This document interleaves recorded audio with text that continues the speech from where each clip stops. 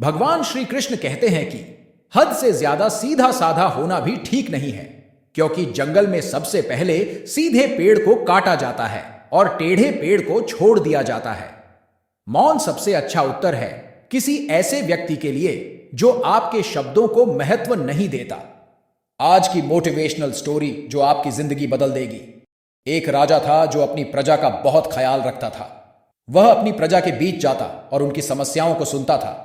वह कोशिश करता था कि वह उनकी समस्याओं को दूर कर सके। उसकी कर्तव्य निष्ठा के चर्चे दूर दूर तक फैले हुए थे। एक बार राजा अपने राज्य में भ्रमण करने के लिए निकले हुए थे। तब उनके कुर्ते का एक बटन टूट गया। यह देख राजा ने अपने मंत्री तो तुरंत बुलाया और उसे आदेश दिया कि वो गांव से एक अच्छे दर्जी को बुला लाएं जो उनके कुर्ते का बटन लगा दे। यह सुन मंत्री ने गांव में दर्जी की खोज शुरू कर दी। संयोग से उन्हें एक दर्जी भी मिल गया। गांव में उसकी एक छोटी सी दुकान थी। उस दर्जी को जल्दी ही राजा के पास लाया गया। उस दर्जी से राजा ने कहा कि क्या वो उसके कुर्ते के बटन सिल सकता है। दर्जी ने कहा कि यह तो बड़ा ही आसान काम है। दर्जी ने अपने थैले से धागा निकाला और कुर्ते का बटन लगा दिया। राजा बेहद खुश हुआ और उससे पूछा कि वो उन्हें कितने पैसे दे। इस पर दर्जी ने कहा कि इतने से काम के लिए वो पैसे नहीं ले सकता है। इस पर राजा ने कहा कि वो इसकी कीमत जरूर देंगे।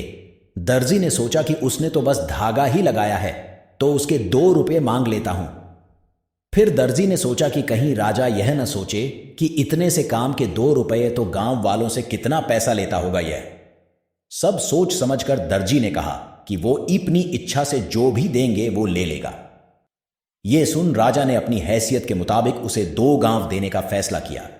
राजा ने कहा कि कहीं समाज में उसका रुतबा छोटा ना हो जाए, इसलिए उसने यह आदेश दिया। दर्जी ने मन में सोचा कि कहां तो वो 2 रुपये मांग रहा था और कहां वो 2 गांव का मालिक बन गया। सीख।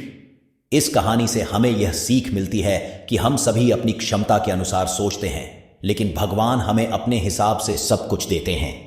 हम छोटा मांगते हैं और कई बार भगवान हमें उनके देने की क्षमता के आधार पर कुछ अच्छा और बढ़ा दे देते हैं।